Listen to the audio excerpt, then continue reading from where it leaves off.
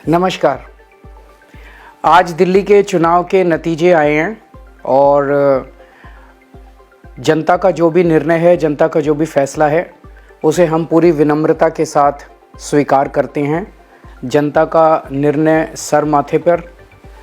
मैं भारतीय जनता पार्टी को इस जीत के लिए बहुत बहुत बधाई देता हूं और मैं उम्मीद करता हूं कि जिस उम्मीद के साथ और जिस आशा के साथ लोगों ने उनको बहुमत दिया है, वो उन सभी उम्मीदों और आशाओं पे पूरा उतरेंगे। हमने पिछले 10 साल में जनता ने जो मौका दिया हमें, उन 10 सालों में हमने बहुत सारे काम किए। शिक्षा के क्षेत्र में, स्वास्थ्य के क्षेत्र में, पानी के क्षेत्र में, बिजली के क्षेत्र में और भी अलग अलग तरीके से लोगों को राहत पहुंचाने की कोशिश की उनकी ज़िंदगी में, और दिल्ली के इंफ्रास्ट्रक्चर को भी हमने सुधारने की कोशिश की। अब जो जनता ने हमें निर्णय दिया है, हम न केवल एक कंस्ट्रक्टिव ऑपोजिशन का रोल निभाएंगे, बल्कि हम समाज सेवा, जनता के सुख दुख में काम आना, व्यक्तिगत तौर पे जिसको भी जो ज़रूरत होगी, हम लोगों के सुख दुख में हमेशा काम आएंगे। क्योंकि हम राजनीति में कोई सत्ता के लिए नहीं आए, हम राजनीति को एक ज़रिया मानते हैं जिसके ज़रिए जनता की सेवा की जा सके, जिसके ज़रिए लोगों के सुख दुख में काम आया जा सके। वो काम हम करते रहेंगे और हमें आगे भी इसी तरह से जनता के सुख दुख में काम आना है। मैं आम आदमी पार्टी के सभी कार्यकर्ताओं को बहुत बहुत बधाई देना चाहता हूँ। वो बहुत शानदार चुनाव लड़े, बहुत मेहनत की, उन्होंने बहुत कुछ सहा। इस पूरे चुनाव के दौरान उन्होंने बहुत शानदार चुनाव लड़ा। इसके लिए मैं उन सबको, सभी कार्यकर्ताओं को बहुत बहुत बधाई देना चाहता हूँ। नमस्कार। नमस्कार। दिल्ली का चुनाव परिणाम आ चुका है। दिल्ली की जनता ने स्पष्ट जनादेश दिया है।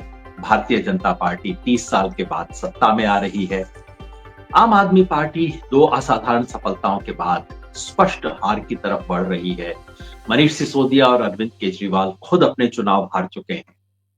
दिल्ली में सत्ता परिवर्तन है। इस परिणाम से क्या नतीजे निकालने चाहिए? मैं इस सारी बात को 3 सूत्र में कहता हूं। ये एक धक्का है, एक सबक है, संभावना है। धक्का किसके लिए? धक्का सिर्फ आम आदमी पार्टी के लिए नहीं, धक्का आम आदमी पार्टी के लिए है, उन तमाम लोगों के लिए है जो एक वैकल्पिक राजनीति की संभावना इस देश में देख रहे थे, और पूरे ऑपोजिशन के लिए। आम आदमी पार्टी के लोग कह सकते हैं कि देखिए 10 साल के बाद चुनाव हारे, थोड़े से मार्जिन से हारे, 5% का मार्जिन है, सीटों में भले ही बड़ा दिख रहा हो, ये बात सच है। लेकिन जब आपके शीर्षस्थ नेता चुनाव हार जाए, जब आप सब कुछ कोशिश करने के बाद चुनाव हार जाए, और जब आपने अपनी राजनीति का आदि और अंत केवल चुनाव बना लिया, तो ऐसे में यह हार सिर्फ चुनावी हार नहीं, इससे कहीं ज्यादा है। यह आम आदमी पार्टी के भविष्य पर एक सवालिया निशान खड़ी करती है। गुजरात में सफलता मिल नहीं सकती, हरियाणा में ब्रेक थ्रू मिला नहीं है, अब ले दे के सहारा सिर्फ पंजाब का होगा। दिल्ली में आम आदमी पार्टी को हरा के बीजेपी संतुष्ट नहीं होगी, अब वो पार्टी तोड़ने की कोशिश करेगी, उसके लिए हर जायज नाजायज तरीके का इस्तेमाल करेगी। ऐसे में पार्टियां बचती हैं संकल्प वाले कार्यकर्ताओं से, अपने आदर्श से, अपने सिद्धांतों से। लेकिन आदर्श और सिद्धांत को छोड़ने के बाद पार्टी कैसे बचेगी, ये एक सवाल खड़ा होता है। चुनौती उनके लिए भी है, धक्का उनके लिए भी है जो आम आदमी पार्टी के साथ नहीं है, हमारे जैसे लोग। लेकिन जो विकल्प की राजनीति का सपना लेके एक समय इसके साथ जुड़े थे, वो सपना बहुत पहले ही छोड़ दिया गया था। राजनीति में नैतिकता की बात 2015-16 तक छोड़ दी गई थी। उसके बाद आम आदमी पार्टी ने कम से कम एक बेहतर गवर्नेंस, गुड गवर्नेंस का मॉडल पेश करने की कोशिश की। आज वो हार गए हैं, लेकिन इस बात को स्वीकार करना चाहिए कि उन्होंने शिक्षा में और स्वास्थ्य में पिछली सरकारों से बेहतर काम किए, लेकिन वो काफी नहीं। सबक ये है, धक्का आज जो है वो इसलिए कि वो जो एक बहुत बड़ी संभावना आज से 10-12 साल पहले खड़ी हुई थी, जिसके लिए देश में हजारों लाखों लोग खड़े हुए थे, जिसमें से कई लोग फिर भी चिपके रहे, टिके रहे, वो कहीं एक डेड एंड पे पहुंच गया है। धक्का तमाम ऑपोजिशन के लिए है। इसमें कुछ मजा मत लीजिए। मैं जानता हूं कुछ लोगों को लगेगा चलो हार गए, बहुत अच्छा हुआ। मजा लेने का समय नहीं, क्योंकि बीजेपी इस देश में टोटल डोमिनेंस चाहती है और आज के चुनाव परिणाम से बीजेपी की टोटल डोमिनेंस का जो एक मिशन है वो आगे बढ़ा है। देश को, लोकतंत्र को, इस गणतंत्र को बचाने वालों की चुनौतियां बढ़ी हैं। इस धक्के से इंकार नहीं करना चाहिए। सबक क्या है? सबक ये नहीं है जो आपको टीवी वाले बताएंगे कि भाई रेवड़ी की राजनीति असफल हो गई। देखिए, रेवड़ी से ज्यादा बड़ी चीज होती है लड्डू, और ये जो लड्डू दिए जाते हैं उस पर सारा मीडिया चुप रहता है।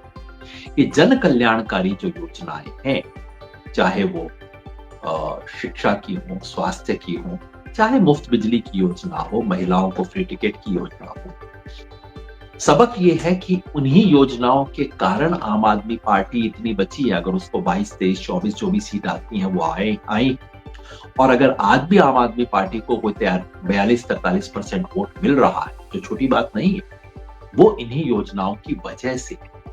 तो दिक्कत ये नहीं है कि ऐसी जन कल्याणकारी योजनाएं गलत थी या जनता ने इन योजनाओं को रिजेक्ट कर दिया, बल्कि जनता केवल इससे संतुष्ट नहीं होती। जनता उसके बाद गवर्नेंस चाहती है, जनता उसके बाद बेहतर सड़कें चाहती है, जनता शायद पर्यावरण भी चाहती है, जनता साफ दिल्ली देखना चाहती है।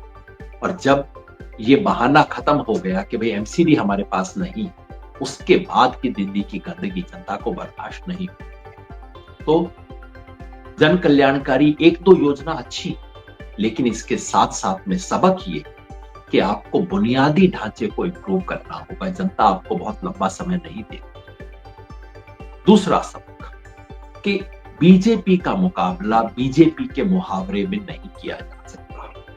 आम आदमी पार्टी कहती है भाई हम तो उनसे राम छीन लेंगे। आम आदमी पार्टी ने बीजेपी से ज्यादा हिंदू होने की कोशिश की। जिन सवालों पे बोलना चाहिए था उस पे चुप्पी रखी, चाहे वो दिल्ली दंगों में बात हो, चाहे वो बुलडोजर का सवाल हो, चाहे वो रोहिंग्या के सवाल हो। ऐसी ऐसी बातें कही जो मूर्खतापूर्ण थी, सिर्फ इसलिए कि भाई हिंदू का वोट मिल जाएगा। बस बीजेपी का विरोध आप बीजेपी की विचारधारा की चार दीवारी के भीतर रह के ही कर सकते हैं। आज के चुनाव परिणाम ने साबित कर दिया कि ये आपको एक चुनाव में मदद कर सकता है, 2-5 साल मदद कर सकता है, लेकिन अंततः अगर आपको देश बचाने की राजनीति करनी, पुख्ता विपक्ष की राजनीति करनी, तो आपको बीजेपी के इस लोकतंत्र विरोधी, भारत विरोधी विचार का विरोध करना होगा, खुल के आना होगा, बोलना होगा। संभावना ये नहीं है कि भाई आम आदमी पार्टी खत्म हो जाएगी, कईयों के लिए रास्ता निकल आएगा। मैं अनुरोध करता हूं, मैं हाथ जोड़ के अनुरोध करता हूं, इतनी छोटी बातों पे ना सोचिए। संभावना ये है कि विपक्ष की राजनीति एक नई शुरुआत कर सकती है। संभावना ये है कि अब वन अपमैनशिप का खेल शायद खत्म हो जाए कि भाई ये महाराष्ट्र में हार गए तो ये गुजरात, ये दिल्ली में भी हार गए। दिक्कत सिर्फ ये नहीं थी कि आम आदमी पार्टी और कांग्रेस दिल्ली में एक साथ मिलके नहीं, ये होना भी नहीं था। लोकसभा चुनाव में भी ठीक से नहीं चला था। वैसे भी आम आदमी पार्टी इंडिया गठबंधन का कोई बहुत अच्छा हिस्सा नहीं थी। असली दिक्कत ये है कि इंडिया गठबंधन ही पूरा का पूरा महाराष्ट्र चुनाव के बाद से बहुत ढीला चल रहा है। संभावना ये है कि अब इस चुनावी धक्के के बाद विपक्ष एक दूसरे पर आरोप प्रत्यारोप, एक दूसरे की हार जीत पे मजा लेने की बजाय बैठ के सोचेगा।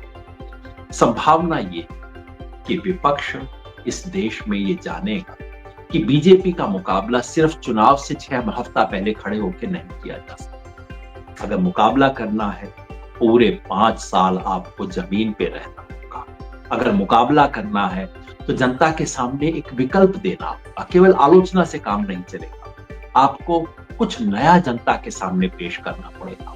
संभावना इस बात में कि बीजेपी का मुकाबला करने के लिए सड़क पे लहके राजनीति की शुरुआत करनी होगी। अगर ये सबक सीख सकता है तो आज का दिल्ली का ये धक्का एक अवसर में बदल सकता है। आपदा अवसर में बदल सकती है, बशर्ते कि हम सीखने को तैयार हो। दिल्ली का आज का धक्का हमें सबक भी देता है, अवसर भी देता है।